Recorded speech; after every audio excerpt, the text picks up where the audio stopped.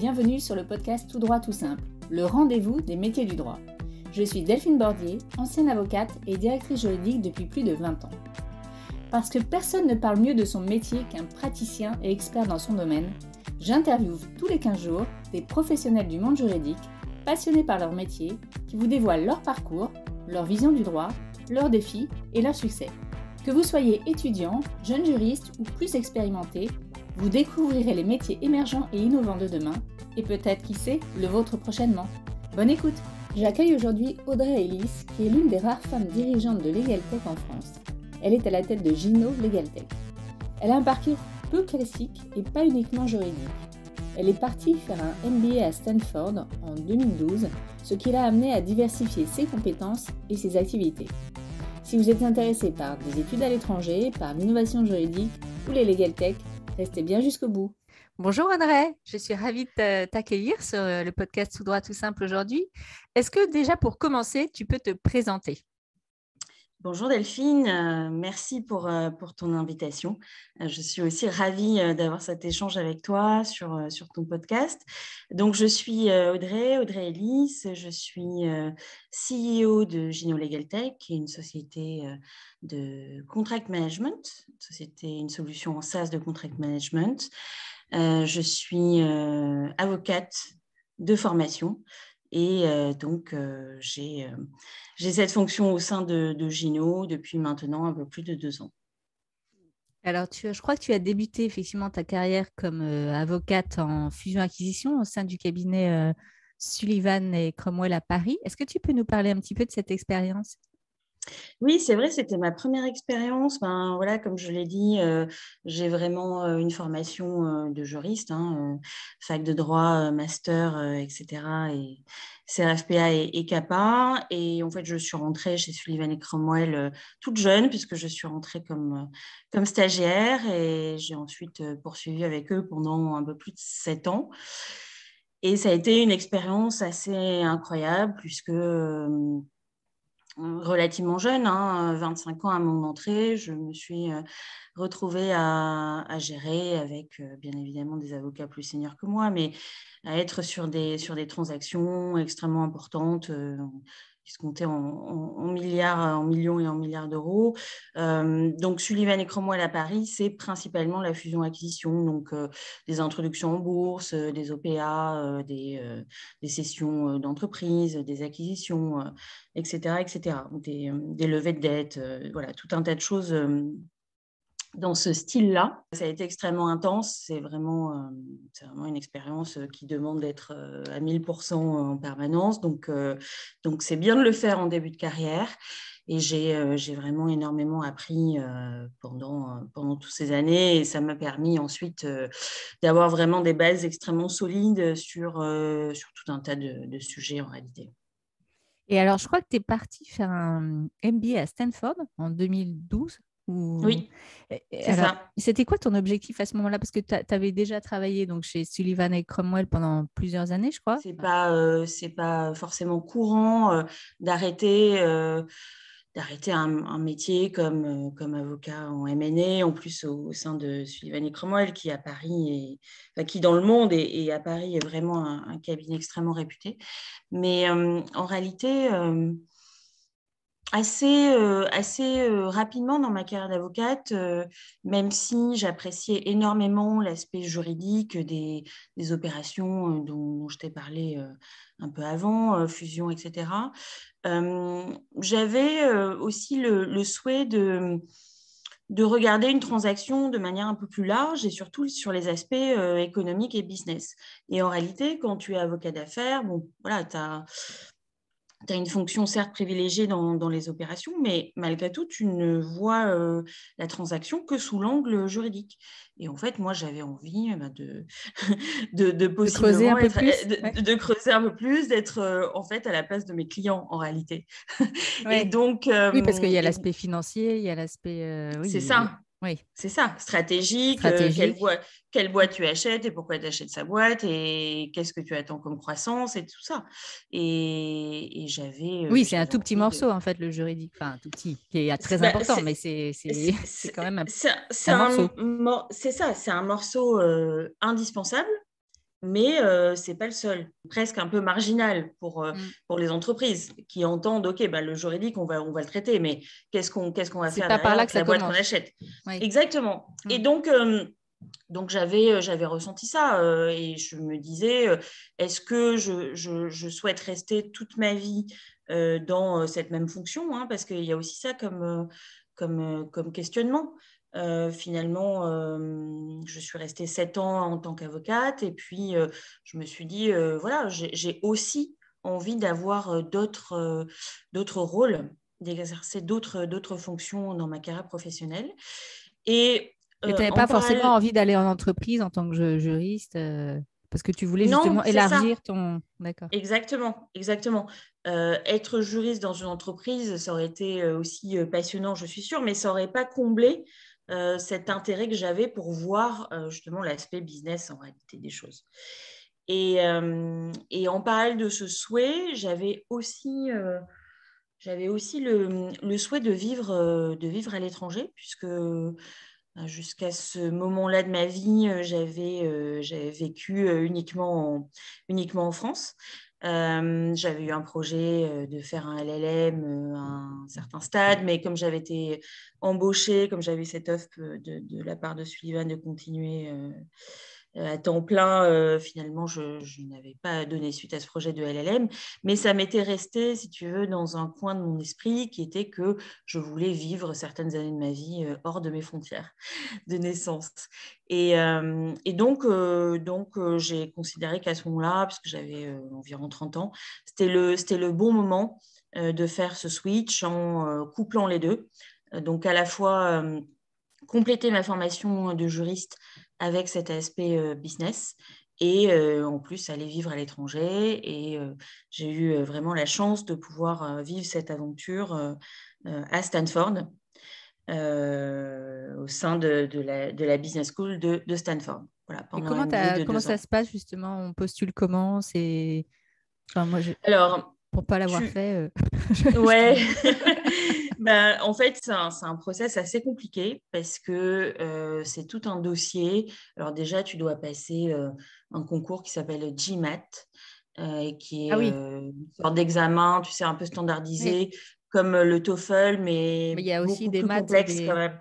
Hmm. Exactement. Tu as une partie maths, tu as une partie verbal reasoning, tu as une partie critical analysis. Et en plus, je pense que depuis 2012, le GMAT a aussi évolué. Je crois que maintenant, il y a de nouvelles parties. Donc, c'est un examen assez costaud quand même. Et en parallèle de ça, tu as vraiment un dossier assez complet. Il faut que tu rassembles des lettres de recommandation de la part de tes mentors. Il faut que tu donnes à peu près toutes tes notes depuis le collège. Le Non, mais maternelle. En fait, tu tu as passes le aussi... GMAT, ensuite tu as un score et ensuite c'est sur dossier. C'est ça? C'est ça, c'est Ouais. ça. En fait, dans ton dossier, alors il y a plusieurs rounds pour se présenter à MBA. Tu as 3 rounds en fait par an. Donc, soit tu envoies ton dossier je crois que c'est novembre, soit tu l'envoies en janvier, soit tu l'envoies en mars. Donc, tu as différents rounds comme ça pour rentrer à chaque fois à une même rentrée scolaire, hein, qui correspond au mois de septembre aussi pour les MBA. Et avant ça, voilà, il faut que pour postuler à ce round en question, il faut que tu aies rassemblé tous les impératifs et notamment ton score de GMAT. Et en plus du GMAT, bon, évidemment, il y a le TOEFL aussi pour ceux qui n'ont pas étudié Ah, ça vient en dans un plus. pays. Ah C'est ouais. en plus. C'est un long process. Ah non, non, Ouais. c'est un process que tu ne peux pas Il faut, attaquer ouais, il faut s'y prendre à l'avance. 2 semaines avant. C'est en fait une réflexion qu'il faut conduire, je dirais, pour ceux qui sont vraiment motivés par le sujet, facilement 1 an à l'avance. Hmm. Surtout pour les profils, je dirais, juridiques, tu vois, qui n'ont pas forcément... moi, j'avais fait une terminale S, mais quand même, les différentes années à la fac m'avaient un peu éloignée des matières scientifiques. Et dans le GMAT, voilà, il faut reprendre comme des sujets d'algèbre, de géométrie, ça va, de probabilité, ça va quand même assez loin. Donc il faut s'y remettre un peu et il ne faut pas faire ça à la dernière minute, quoi. J'ai oublié de préciser qu'en plus des lettres de recommandation, tu avais aussi ce qu'ils appellent des essais, ce que tu as fait dans le passé, ce que tu veux faire et pourquoi l'université en question Ah oui, un et personal pourquoi pas statement une un peu. autre. Oui, c'est ça, Ouais. exactement. C'est une sorte de puzzle, un peu, moi, ce que j'appelais un puzzle. Et en fait, tu as plein d'éléments qui te permettent d'exprimer un peu ta personnalité, tu vois. Voilà, un long process, effectivement. Et puis après, enfin avant, pas après, il faut penser aussi à financer ça. Enfin, j'imagine que Oui, donc il faut aussi prévoir que ben voilà, tout à ça... fait. ouais, Tout à fait, ça a un coût considérable, hein. C'est c'est le un niveau investissement quoi. des... C'est un investissement, ouais. C'est une excellente manière de le présenter, c'est tout à fait ça. Mais un investissement important. Important, il faut y penser avant, mettre des fonds de côté. Et puis, tu as aussi toujours la possibilité d'emprunter. Tant plus que là, c'est quand même un diplôme sur 2 ans. Ça fait un peu rêver le campus Stanford. C'est vraiment comme dans les films. Écoute, franchement, oui. Ouais. C'est vrai que c'est assez extraordinaire, quoi. Déjà, voilà, tu peux avoir l'impression d'être dans une sorte de club med, tu vois, universitaire, parce que les locaux, parce que le campus en soi Oui, c'est ça, il y est a un vrai campus, ce qu'on ne incroyable. connaît pas du tout en France, enfin, sauf les On grandes écoles, connaît, mais ouais. oui, les grandes écoles, mais là, bon, je pense qu'il est encore plus étendu. Ouais. Tu vois que ça s'étend sur des hectares. Je ne pourrais pas te dire exactement le nombre d'hectares, mais et puis c'est en plus à Stanford, le truc c'est que c'est vraiment grâce à Stanford que la Silicon Valley s'est créée. Donc autour de Stanford, tu as tout l'écosystème aussi de la Silicon Valley. Tu as un boulevard qui est juste à côté qui s'appelle Sand Hill Road, qui est le boulevard de tous les ventures capitalistes, tous ceux qui investissent dans les startups. Au-delà de tout ça, il y a une vie, si tu veux, étudiante qui foisonne en permanence avec des idées, des rassemblements d'étudiants avec des idées de start-up, des mixeurs entre les ingénieurs et les business. Il y a aussi des choses d'ailleurs avec les juristes. Je n'ai pas mentionné tout à l'heure l'école, la law school, mais il y a aussi une law school assez prestigieuse à Stanford. Donc voilà, je veux dire, c'est assez Ça infini. foisonne, quoi. Ça foisonne et tu vas te coucher en te disant est-ce que j'ai pas raté un truc dans ma journée. Ce qui est à Stanford, il y a un truc assez connu qui est le FOMO, Fear of Missing Out, c'est-à-dire que tu as toujours peur en fait de rater. Rater un truc. Plus le fait que l'ensemble de tes collègues, de classmates, sont des gens qui viennent littéralement du monde entier, de tous les continents, qui ont fait à peu près tous les métiers qui existent sur Terre, parce que l'idée du MBA, c'est d'avoir aussi la diversité la plus complète possible en termes de profil. Donc, clairement, nous, on avait des journalistes, on avait des avocats, on avait des banquiers d'affaires, on avait des entrepreneurs, enfin, on avait de tout, quoi. De tout. Il y avait même certains qui avaient gagné aux Jeux Olympiques. Enfin, c'est vraiment incroyable la diversité. Et l'idée du MBA, c'est voilà, de mettre tout ce petit monde en fait ensemble et de voir ce qu'il en ressort, quoi. Et donc, voilà, une expérience vraiment unique. Et moi, je la conseille et à aucun moment, je l'ai regretté.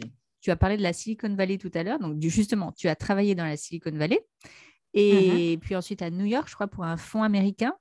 Donc là, Ça. tu t'éloignes un petit peu déjà du métier d'avocat. Qu'est-ce que tu faisais là? Parce que c'est quand même plus du M&A. Du coup, à la fin de mon MBA à Stanford, je me suis intéressée à plein de sujets à Stanford, notamment dans le secteur voilà, de l'entrepreneuriat, mais je me suis aussi intéressée beaucoup à l'investissement immobilier, le secteur de l'immobilier. L'investissement immobilier m'a toujours intéressée aussi de manière générale. Et donc, à la fin de mon MBA, évidemment, s'est posé la question de quelle allait être ma future aventure. J'ai exploré pas mal de pistes et j'ai eu l'opportunité d'intégrer un fonds d'investissement donc, qui investit dans le domaine de l'immobilier, plus précisément l'immobilier commercial, aux États-Unis et en Europe.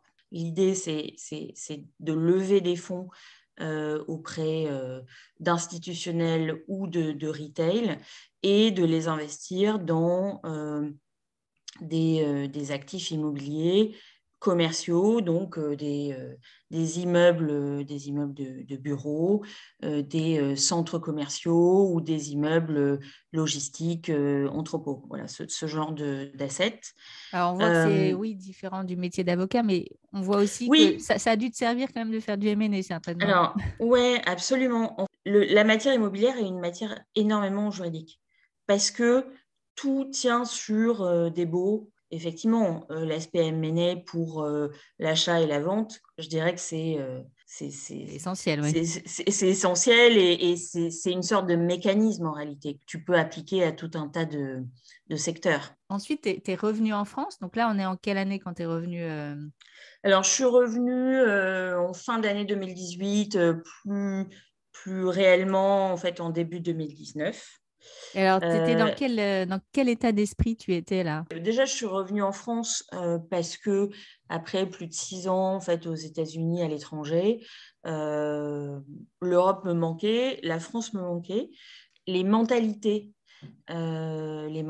sont très distinctes en fait entre la France et les États-Unis. C'est des manières de penser qui sont très différentes, professionnellement, mais aussi dans les vies personnelles, dans les relations voilà, entre individus. Donc, il y avait cet aspect-là qui me faisait dire, OK, est-ce que je poursuis ma vie aux États-Unis peut-être pour toujours, ou est-ce que je veux retourner en Europe et continuer mon aventure en France. Et puis après, il y a aussi évidemment l'aspect familial qui a joué. Et pour l'état d'esprit, écoute, je suis rentrée avec un état d'esprit ouvert. J'aime, moi, particulièrement la diversité, en fait. Mais j'étais, de manière générale, prête à un nouveau challenge. L'entrepreneuriat et le domaine des startups, hein, de manière générale, était clairement dans ma liste. Et voilà, en revenant, je suis rentrée en contact avec le fondateur de Gino Legal Tech. Et J'ai la franchi le Legal Tech, pas. c'était déjà quelque chose dont, évidemment, on parlait aux États-Unis. Donc, tu étais déjà très au fait Écoute, de ces sujets ou pas Pour tant que être, ça? pour être tout à fait honnête, pas vraiment. Pas vraiment, puisque j'étais, voilà, à ce moment-là, j'étais plutôt dans cet écosystème investissement immobilier. Donc, la Legal Tech, j'en avais entendu parler, mais c'est pas forcément un secteur, tu vois, auquel je m'étais intéressée en profondeur, on va Mm. dire. Tu es directrice générale de Gino Legal Tech. Il y a quand même très peu de femmes encore qui sont dans le monde des Legal Tech, hein. Qu'est-ce qui t'a fait venir chez Gino, justement?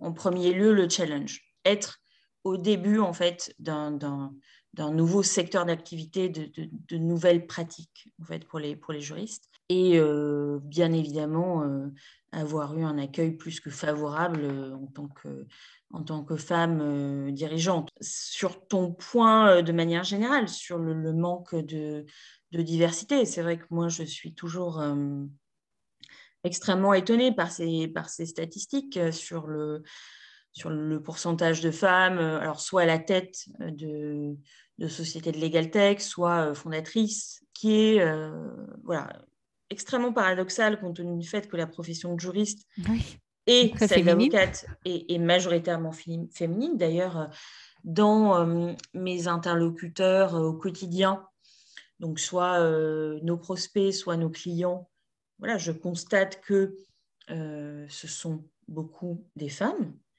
Donc, c'est extrêmement troublant de ce point de vue-là. Je pense que c'est à relier à un phénomène plus large qui est peut-être une difficulté accrue pour les femmes de se lancer en tant que fondateurs.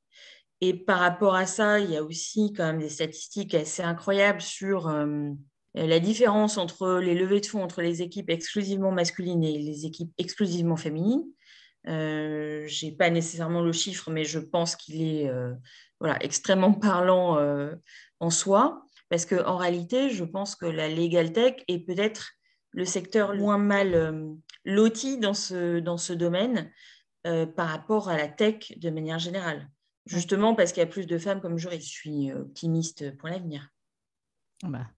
Et alors, est-ce que tu peux nous dire, justement, qu'est-ce que propose Gino Legal Tech? À quels besoins Oui, répond ton entreprise en fait? oui. Alors, Gino Legal Tech, c'est une solution, donc c'est-à-dire c'est un logiciel de contract management, aussi appelé Contract Lifecycle Management. Ce qu'on propose a plusieurs noms parce que justement, ça te montre qu'on est encore au début de l'aventure sur ces solutions.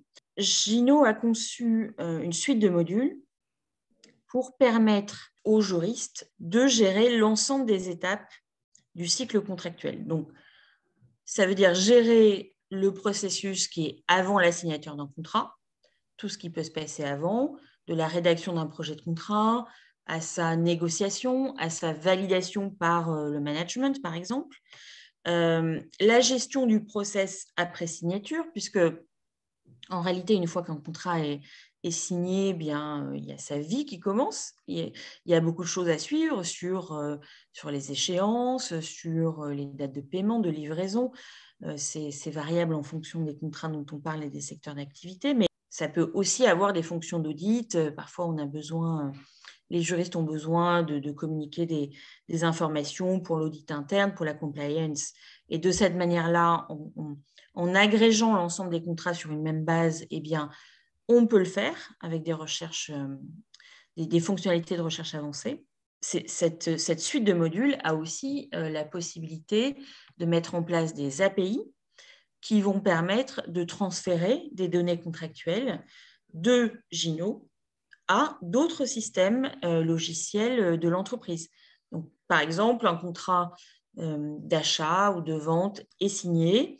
Il a été rédigé sur notre solution. Eh bien, les différents éléments, par exemple du prix, peuvent être transférés à un logiciel comptabilité qui va ensuite gérer la facturation et tout ce qui doit être géré après. Notre solution, elle s'adresse à toute personne qui, au sein de l'organisation, a besoin soit de rédiger un contrat, soit de le négocier, soit de le revoir, soit de le signer, soit d'y accéder. Et donc, en fait, ça couvre pas mal de monde. Et est-ce Donc, qu'il y a un module, parce que tu parlais, justement, là, tu as bien décrit toute la vie du contrat. Est-ce qu'il y a un module, par exemple, sur de workflow alors bien avant la rédaction du contrat, mais pour les demandes internes, en fait, de rédaction ou de revue de contrat, au stade où il y a une demande je sais pas, d'un opérationnel. Et est-ce que oui. ce workflow, ça peut être un module aussi intégré dans le logiciel? Alors, plusieurs choses. Déjà, grâce à la solution, il est possible pour les juristes de déléguer la rédaction des contrats à des opérationnels. C'est-à-dire que les juristes vont rédiger et sécuriser un template, donc par exemple un contrat, on va dire, d'achat. Donc, ils vont mettre en fait l'ensemble des clauses applicables en fonction du contexte et ils vont pouvoir mettre ensuite à disposition ce modèle à leurs opérationnels. Et les opérationnels, à ce moment-là, ne vont plus avoir qu'à remplir un questionnaire et le contrat va se générer automatiquement en fonction des éléments qui ont été renseignés. Donc déjà, il y a cette partie-là. Plutôt que d'encombrer la direction juridique avec des demandes qui peuvent être répétées, qui peuvent venir de beaucoup de clients internes, eh bien, leur mettre à disposition sur étagère en fait, des templates sécurisés et simples, hein, puisqu'il s'agit de répondre à un questionnaire, encore une fois, donc c'est extrêmement intuitif. Oui, et j'imagine du coup que effectivement, si ce n'est pas rempli correctement, le contrat ne peut pas se générer en entier. Oui, et puis il y a aussi la possibilité sur notre outil d'avoir accès à un chat. Donc typiquement, l'opérationnel est bloqué, tu vois, sur un des champs que tu décris. Il peut en direct contacter un juriste pour dire, voilà, non, j'ai telle situation, j'ai tel problème, ce qui quand même permet de maintenir le lien entre les opérationnels et les juristes, parce que l'idée, c'est pas que le lien disparaisse, c'est plutôt de rendre les choses plus rationalisé et optimisé. Mais donc, il y a toujours aussi cette option. Et de toute manière, après, in fine, il y a aussi une autre possibilité qui est de mettre en place un process de validation. Et d'expérience, alors je ne sais pas si tes clients te le disent, mais est-ce que les opérationnels jouent le jeu en remplissant correctement les contrats, enfin les templates, ou alors justement ils utilisent énormément le chat pour avoir tout le temps le juriste qui fait à sa place? Tu as un Non, retour non, là-dessus non. Oui, oui, oui, absolument. En fait, nous, ce qu'on constate, c'est qu'à partir du moment où tu fournis à des opérationnels qui sont, par exemple, des commerciaux, hein, une solution simple pour générer un contrat qui est sécurisé et validé en fait par la direction juridique, et que eux, ça leur permet de gagner du temps dans leur process commercial. De cette manière-là, ils vont pouvoir signer plus vite. Ils vont donc pouvoir accélérer les revenus pour l'entreprise plus vite. Clairement, ils jouent le jeu. On se connecte comment? J'imagine que c'est en SaaS, mais c'est une solution qui est interopérable avec d'autres, j'imagine? Absolument. Alors, nous, on est une solution pure SaaS. Ça permet en fait d'accéder à... ça veut dire Solution as a Service versus en fait les anciennes licences qui étaient licences on-premise qui sont donc installées sur le poste utilisateur. Ça permet d'avoir accès à une solution et de s'y connecter en fait online. Donc ça a beaucoup d'intérêt. L'hébergement s'effectue de fait sur le cloud. Dans notre cas, notre hébergement est exclusivement situé en France. Les solutions SaaS permettent aux utilisateurs d'avoir aussi une solution qui s'update au fil de l'eau. C'est-à-dire que vous n'avez pas besoin forcément de racheter une licence pour avoir la version qui suit. Toutes les améliorations, et dans le cas de Gino Legal Tech, on fait des améliorations entre 1 à 2 fois par mois. On publie une nouvelle version avec des améliorations sur nos différents modules, et dans certains cas, même la création de nouveaux modules. Et en étant en SaaS, la solution, les améliorations sont automatiquement mises à disposition de l'ensemble des utilisateurs. Et quels sont les avantages concrets de mettre en place une solution Legal Tech de contract management dans une direction juridique? J'imagine que vous avez identifié des enjeux, évidemment. Est-ce qu'il y a aussi des critères de taille d'entreprise à prendre en compte, ou finalement vous avez un panel très large de clients? Nos clients aujourd'hui sont majoritairement des entreprises, beaucoup de clients grands comptes chez Gino. On a aussi des ETI, des administrations et des avocats. Et donc, en fonction de la taille de l'entreprise, le cas d'usage et donc les besoins peuvent être différents. En général, c'est vrai que ça fait plutôt sens de se poser la question de la mise en place d'une solution de contract management quand on a un volume de contrats important. Mais ce n'est pas, je veux dire, un critère unique. Gérer 100 contrats par an ou en gérer 10 000, avec Gino, si tu veux, tu vas pouvoir activer différents modules en fonction de ton cas d'usage. Pour répondre à la question sur les enjeux en fait, des directions juridiques, nous, ce qu'on constate, c'est qu'il y a un réel enjeu de se recentrer sur le métier cœur des juristes, donc de diminuer autant que faire se peut toutes les tâches à faible valeur ajoutée, répétitives ou chronophages qui en fait ne nécessitent pas forcément quelqu'un qui a une expertise juridique. Il y a aussi un vrai besoin pour les DJ d'être perçus comme un centre de valeur ajoutée au sein de l'organisation.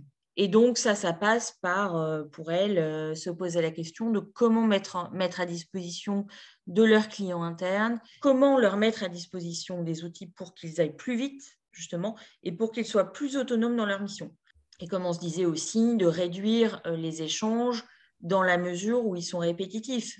Moi, très souvent, j'ai des témoignages de juristes qui nous disent moi, J'ai passé énormément d'heures à répondre à la même question à différentes personnes différentes. Il y a aussi un enjeu plus général, qui est de participer pour une DG à la transformation digitale de l'entreprise.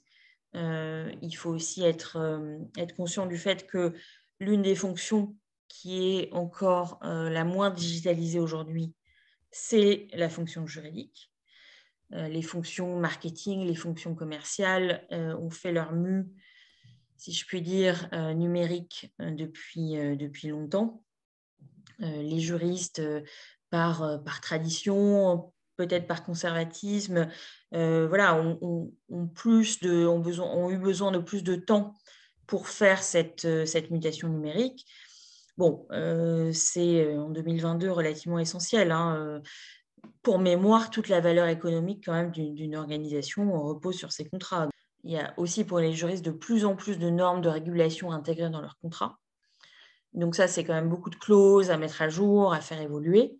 Donc un système qui te permet d'automatiser justement ces mises à jour dans les templates, c'est quand même extrêmement important. Et enfin, on peut peut-être parler d'un enjeu aussi d'attractivité, de nouveaux talents. Les jeunes juristes de 2020, des années 2020, sans doute veulent travailler différemment. Et à ton avis, pour mettre en place justement un outil comme Gino, est-ce que, j'allais dire, il suffit, évidemment, il faut que la direction juridique ait une forte impulsion, mais est-ce qu'il ne faut pas aussi convaincre finalement les clients internes, leur expliquer la démarche de la direction juridique, ses missions, ou est-ce que finalement, vous, quand vous avez vos clients, c'est uniquement la direction juridique? Est-ce que eux, ils ont en interne, ils en ont parlé à leurs clients? Est-ce que tu sais comment ça se passe, ça? Oui, alors c'est une très bonne question parce que effectivement, la mise en place d'un outil de contract management, c'est en fait un projet transversal. Clairement, la direction juridique est en général au cœur du projet. Mais en fait, comme on a pu le voir, dans la mesure où l'outil va être utilisé par, en nombre, beaucoup plus de gens que des juristes, en volume, il y a beaucoup plus d'utilisateurs non juristes Oui, que c'est ça. de juristes. Clairement, c'est un projet transversal et d'entreprise. Une première réflexion qui est conduite soit par la direction juridique, c'est quand même le cas majoritaire, mais elle peut aussi être conduite par des directions financières qui se disent on a besoin de digitaliser cette fonction, on a besoin de pouvoir suivre nos données contractuelles de manière plus précise. Mais ensuite, ça va faire appel à des réflexions par des directions telles que la DSI. La DSI va pouvoir jauger de la sécurité de la solution, des sujets d'hébergement de données dont je parlais, de la capacité de la solution à s'interfacer avec d'autres logiciels. Et après, des directions opérationnelles. Alors là, ça dépend un peu du secteur d'activité de l'entreprise en question. Pour répondre de manière résumée, c'est quasiment toujours aujourd'hui un process transversal. Mais c'est vrai que ne pas impliquer dès le début des directions opérationnelles qui, eux, vont utiliser l'outil, ça peut être problématique et ils peuvent aussi parfois pas mal le prendre, mais se dire, bon, bah, on nous impose un outil, on n'en a pas parlé. Donc, il faut effectivement y réfléchir, je pense, en amont avec la direction juridique et pas rester, comme tu l'as dit, c'est un projet transverse, donc il faut y penser dès le début, à mon avis. Tout à fait. Est-ce que les directions juridiques ont aussi besoin finalement de débloquer un budget pour la mise en place de cet outil? En fait, en général, assez naturellement, si tu veux, ils vont solliciter justement ces autres directions et pouvoir argumenter sur la mise en place de KPI de différentes directions et pas que au niveau de la direction juridique. C'est généralement la DG qui conduit le projet, parfois associé à la direction générale et souvent associé ensuite avec les directions des opérationnels. Et quand le projet commence réellement, là, on a plusieurs ateliers. Il y a une partie qui est une partie onboarding des juristes. on va faire avec eux la Contratech. Donc, ils vont créer avec nous, ou bien ils vont nous déléguer la création de leur bibliothèque de modèles automatisés. Et ensuite de ça, on fait des formations avec les opérationnels qui ont été identifiés comme, à tout le moins, les premiers utilisateurs ou les utilisateurs cibles de notre solution. Il y a la partie que tu mentionnais qui est très importante, qui est la partie de conduite du changement. Il ne faut pas oublier que notre métier, c'est aussi d'assurer la mutation numérique ou à tout le moins d'accompagner nos clients dans leur mutation numérique et une utilisation de l'outil et in fine avoir le ROI attendu. Oui, donc en fait, avec votre vision à 360, là, tu as bien expliqué effectivement le rôle de chaque partie prenante. Et en fait, effectivement, c'est un peu comme dans un recrutement, si le onboarding est, est bien mené, en fait, l'utilisation derrière va être facilitée et du coup, l'outil va être utilisé correctement et surtout, il va être utilisé tout court, quoi. Tout à fait. Ouais. Tout à fait. Et il va être utilisé au maximum de son potentiel aussi. Parce que finalement, on offre pas mal de fonctionnalités. Et un des enjeux aujourd'hui, alors on l'a peut-être pas dit, je ne l'ai peut-être pas dit tout à l'heure, mais c'est aussi quand même d'exploiter toute la mine de données contractuelles qui se cache dans les contrats.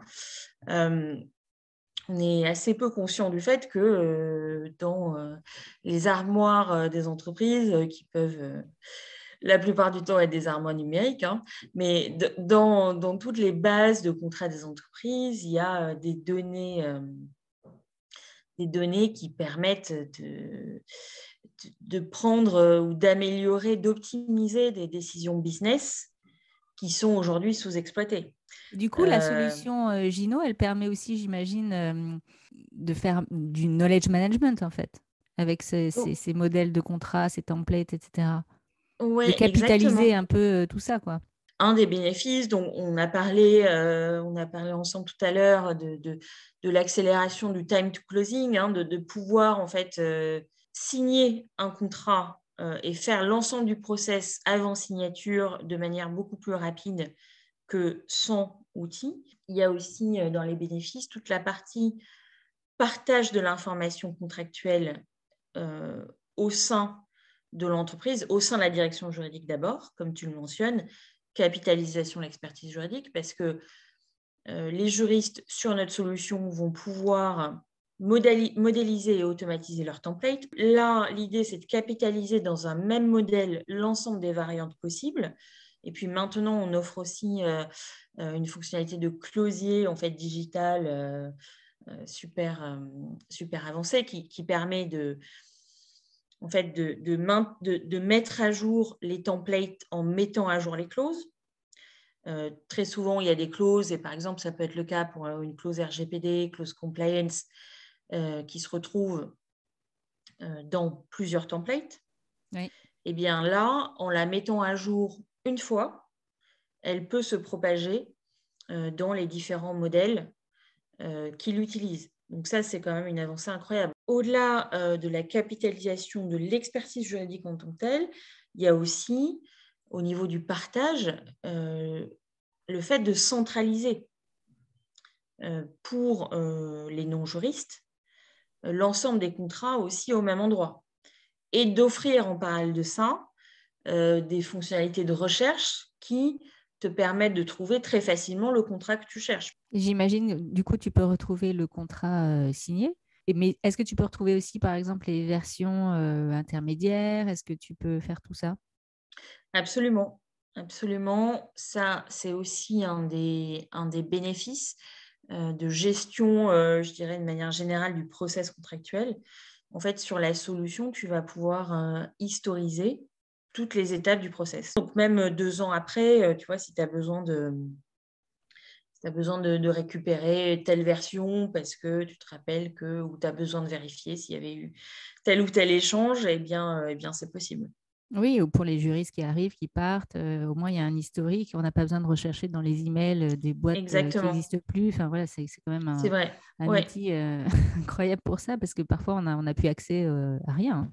Non, Donc, non, tu as complètement raison. Les emails qui disparaissent sur Gino, en fait, on ne fait jamais disparaître les actions d'un utilisateur.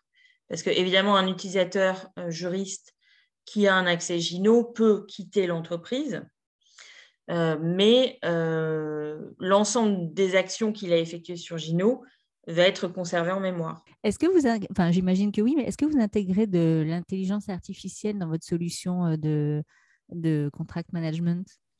Oui, absolument. On a développé un module d'IA qui donc fonctionne avec du machine learning et sur la base de technologies de traitement automatisé du langage. Ça permet surtout à nos clients d'identifier en fait et d'extraire dans tout type de contrat des informations clés comme les parties, c'est relativement évident, mais comme le prix, comme savoir s'il y a telle ou telle clause, comme la durée, comme la loi applicable.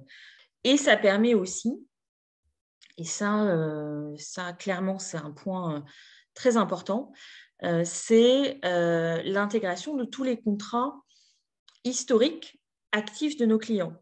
Donc, quand nos clients veulent mettre en place une solution de contract management, ils nous disent bon, ben, c'est parfait, vous allez me permettre d'optimiser ma gestion pour l'avenir, mais quid de mes milliers de contrats qui sont des contrats que je suis aujourd'hui plus ou moins manuellement, notamment au niveau de leur date de renouvellement, par exemple, et que j'ai en base de données hors Gino. En fait, notre système d'IA va permettre d'adresser ce besoin parce que nous, on va analyser l'ensemble des contrats de nos clients, on va définir avec eux l'ensemble des données qu'ils veulent extraire et puis ensuite, on va intégrer l'ensemble de ces contrats à la solution et grâce à notre IA, on va détecter les informations clés et on va les retranscrire en fiches de synthèse de contrat. Souvent, ce qui se passe, c'est que les entreprises, quand elles nous sollicitent, elles ont fait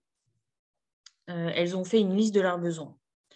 Elles l'ont plus ou moins formalisé, tu vois, ça dépend. Elles ont plus ou moins intégré les besoins des autres directions, comme tu le mentionnais. Toutes les entreprises ne mettent pas en place les mêmes blocs. En tout cas, elles ne les mettent pas toutes en place en même temps. Donc, il y a un peu d'adaptation.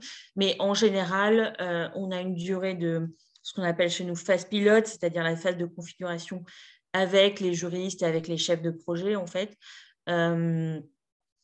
qui est de 3 mois au minimum et qui, dans les cas les plus complexes, peut aller jusqu'à 6 mois. Et pour vos clients, justement, comment calculer leur retour sur investissement? Comment ils font ça? Une fois qu'ils ont la solution en main, c'est eux qui vont avoir quand même beaucoup de données sur les métriques parce qu'ils vont être en mesure de nous dire ce que nous, on ne peut pas tout le temps faire. Combien de temps prenait la rédaction d'un contrat et ensuite le comparer avec l'utilisation de Gino. C'est un exercice super compliqué parce que, en fait, Mm. comme tu disais tout à l'heure, ils ont des données, mais ils ne les exploitent pas forcément. Et donc, même ces chiffres-là qui paraissent assez, Ouais, assez faciles à obtenir, bah, en fait, exactement. même ça, c'est compliqué. Oui, mais c'est une vraie problématique, comme tu le mentionnais. Et c'est vrai qu'aujourd'hui, eh bien, parfois, en fait, les directions juridiques nous disent oui, ça nous prend énormément de temps, on fait des tâches répétitives, mais ce n'est pas forcément chiffré, tu vois. Vraiment, combien de temps est gaspillé à faire telle tâche, tu vois, qui serait automatisable. Donc, Oui, il c'est pas faut mesuré, en fait. Oui. parce que c'est compliqué de le mesurer. C'est comme ROI quantitatif. On a vraiment ce sujet de temps de rédaction d'un projet de contrat. En général, nous, ce qu'on constate, c'est que ça peut aller clairement jusqu'à réduire le temps de génération d'un projet d'une moyenne de 5 fois.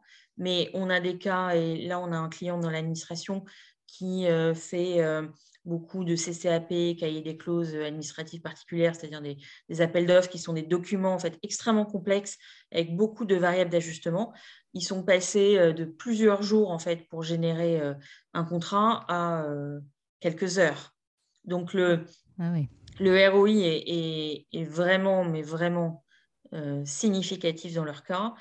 Il y a aussi dans la partie quantitative, aujourd'hui, pour des contrats complexes qui sont reçus de l'extérieur, par exemple, quel est mon temps de revue, tu vois, sur des contrats qui ne sont par exemple pas en français, qui sont complexes, quel est mon temps de revue versus l'appel, le recours au module d'IA, tu vois, de Gino Legal Tech, qui permet de t'extraire les informations clés que tu as besoin de connaître. Il y a aussi la partie fiche de synthèse. Sans outil de contract management, les juristes se fabriquent eux-mêmes, tu vois, des fiches de synthèse. C'est vrai qu'on n'en a pas parlé, mais c'est super important. Oui, et ça veut dire que tu as passé du temps à rédiger ton projet, à le négocier, à le valider, à le faire signer. Et puis ensuite, il faut à nouveau que tu retapes tous ces éléments dans une fiche de synthèse. Bon. Sachant qu'en plus, cette fiche peut être utile pour, je sais pas, un contentieux, un précontentieux. Enfin voilà, donc c'est pas juste pour se faire plaisir à avoir une fiche, c'est aussi parce que dans d'autres cas, non mais c'est vrai. Non mais c'est clair, c'est clair. Et pour traquer, ne serait-ce que pour poursuivre ces éléments avoir clés. Les informations clés tout de suite, d'exécution. Sans relire tout. Enfin, oui, non, mais il y a plein d'exécution. Et ça, tu vois, nous, ça se fait de manière automatique. Bon, enfin voilà, il y a plein de points clés. Si on avait aussi un chiffre, tu vois, sur le nombre de dates d'échéance ratées parce qu'elles ont été suivies de manière manuelle et parce que la vie fait que humainement, c'est possible de rater des dates. Une fois, oui. Voilà. Là, tu as un système de notification. Donc, voilà. Alors, pour avoir suivi Gino depuis un petit moment, peut-être pas depuis le début, mais en tout cas, j'ai vu que l'outil avait quand même beaucoup évolué. Enfin, c'est incroyable. Est-ce que tu peux nous parler de vos projets dans les années à venir, si ce n'est pas confidentiel, évidemment? Moi, depuis que je suis chez Gino, on a un nombre de fonctionnalités, de modules qui s'est accru de manière exponentielle puisque maintenant, on a comme une dizaine de modules et qu'on gère l'intégralité du cycle. Nous, nos projets, clairement, c'est de généraliser l'intégration de l'IA dans l'ensemble de nos modules. Et puis, en parallèle de ça, on constate aussi que les entreprises de grande taille peuvent avoir des besoins relativement différents des entreprises de plus petite taille, type petite ETI ou grande PME. Et donc, on travaille aussi sur